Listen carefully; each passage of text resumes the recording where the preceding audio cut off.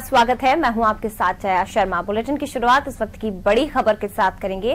तो बड़ी खबर इस वक्त की हमें मिल रही है जो कि दिल्ली से है। झाबुआ विधानसभा उपचुनाव को लेकर प्रत्याशी का ऐलान किया जा चुका है।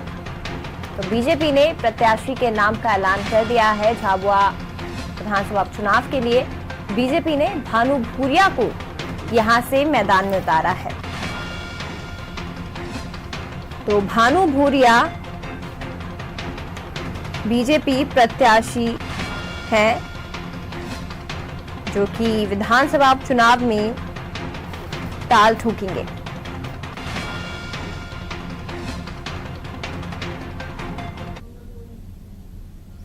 और विशेष संवाददाता आशीष मंगल सोनी हमारे साथ इस खबर पर जुड़ गए हैं। आशीष जी, एक तरफ कांग्रेस ने कांतिलाल भूरिया पर दाव खेला है तो दूसरी तरफ बीजेपी ने युवा चेहरा मैदान में उतारा है भानु भूरिया। कितनी चुनौतियां हैं ये आपसे जानना चाहेंगे। ने भानु भूरिया युवा मोर्चा के मौजूदा जिलाध्यक्ष हैं, इनको मैदान में उतारा है और युवा प्रत्याशी है 36 साल के भानु भूरिया कांतिलाल भूरिया को चुनावी अखाड़े में टक्कर देंगे। भानु भूरिया की बात करें तो भानु भूरिया झाबुआ जिले के दोतड़ पोस्ट कुंदनपुर तहसील रानापुर से आते हैं और राजनीतिक और अभी तक के जो अनुभव हैं राजनीति में उसके आधार पर विद्यार्थी परिषद के कार्यकर्ता रहे हैं भानु भूरिया। इसके अलावा इंदौर में भी जब उन्होंने पढ़ाई की तब अखिल भारतीय विद्यार्थी परिषद से जुड़े रहे। 2002 से भारतीय जनता युवा मोर्चा में भानु भूरिया शामिल हुए हैं और अब 2013 से 2 बार अभी तक युवा मोर्चा के जिलाध्यक्ष बन चुके हैं। दरअसल ये युवा वर्सेस अनुभव वाले नेता के बीच में चुनाव माना जा सकता है, लेकिन बीजेपी के प्रदेश अध्यक्ष राकेश सिंह का साफ तौर पर कहना है कि भविष्य के कद्दावर नेता हैं भानु भूरिया और कांतिलाल भूरिया। हालांकि प्रदेश अध्यक्ष राकेश सिंह बिल्कुल आश्वस्त नजर आए कि झाबुआ उपचुनाव में बीजेपी को जीत मिलेगी। कांतिलाल भूरिया से जब अनादि टीवी ने बात की थी तो उनका साफ तौर पर कहना था कि कांग्रेस में कोई गुटबाजी नहीं है और वो ये चुनाव जीतेंगे। अब ये चुनाव झाबुआ उपचुनाव को लेकर दोनों ही राजनीतिक दल की तरफ से आरोप प्रत्यारोप चल रहे हैं। कल नामांकन दाखिल करने का आखिरी दिन है जया, और ऐसे में युवा प्रत्याशी उतार कर बीजेपी ने युवाओं को साधने की कवायद शुरू कर दी है। प्रदेश अध्यक्ष राकेश सिंह का साफ तौर पर कहना है कि केंद्रीय नेतृत्व ने सभी नेताओं और दूसरे दावेदारों से भी चर्चा की और उसके बाद ये फैसला लिया है। आशीष जी, लेकिन जिस तरह से आपने जिक्र किया है कि अनुभव वर्सेस युवा चेहरा, इनके बीच में अभी मुकाबला होने जा रहा है और कहा यह भी जा सकता है क्योंकि झाबुआ सीट बीजेपी की सीट है। यहां से जीएस डामोर जीते थे, फिर उसके बाद वो सीट खाली हो गई। इसके बाद अब यहां पर चुनाव होने हैं। चुनौतियां हैं दोनों पार्टियों के सामने, ये कहा जा सकता है क्योंकि युवा चेहरा जिस पर हो सकता है कि युवा भरोसा जता दे, लेकिन दूसरी तरफ अनुभवी चेहरे को कांग्रेस ने उतारा है। देखिए, ये बात सही है कि झाबुआ उपचुनाव और कोई भी उपचुनाव होता है तो सत्ता पक्ष की तरफ से तमाम वादे किए जाते हैं, सरकार की योजना की बात कही जाती है। और अब चूंकि मध्य प्रदेश में कांग्रेस सत्ता में है, ऐसे में कांग्रेस के तमाम मंत्रियों नेताओं की ड्यूटी वहां लगा दी गई है और कांग्रेस को विश्वास है कि वो चुनाव जीतेंगे, क्योंकि अब तक का जो इतिहास उपचुनावों को लेकर रहा है। ठीक है आशीष जी, मैं शुक्रिया आपका जानकारी देने के लिए। लेकिन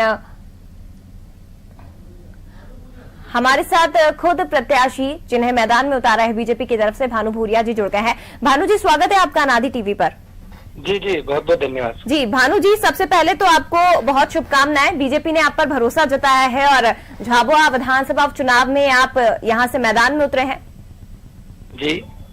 जी, कितनी जिम्मेदारियां हैं, क्या कहेंगे? क्योंकि बीजेपी ने एक युवा चेहरे को मैदान में उतारा है, जो इस सीट खाली हुई यहां से आप पर दाव लगाया गया है, जबकि 3 नाम ऑलरेडी चर्चाओं में थे।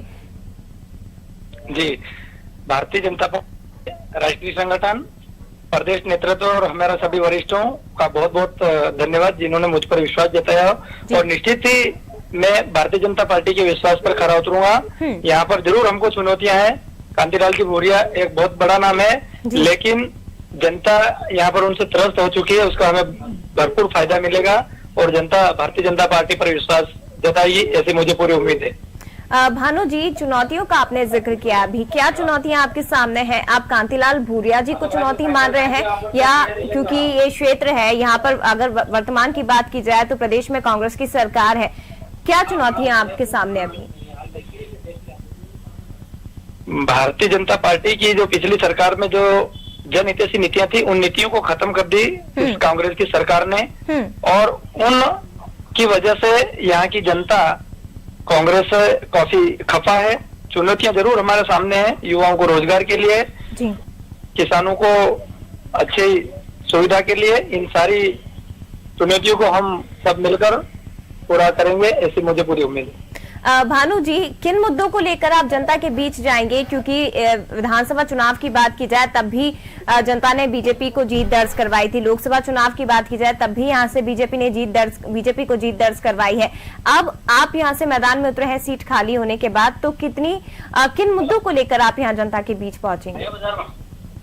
काफी मुद्दे हैं यहाँ पर जनता के लिए, क्योंकि इस सरकार ने जहाँ किसानों के ऋण माफी की बात थी तो सिर्फ एक वो हवा ही रह गया, और छात्रों को छात्रवृत्ति बंद कर दी गई, कर्मचारियों का वेतन काफी समय से नहीं डल रहा, और रोजगार की काफी परेशानी है, बेरोजगारों को भत्ता देने की बात करी थी सरकार ने। ऐसे अनेक मुद्दे हैं जिससे सरकार को घेरने में काफी अच्छा रहेगा।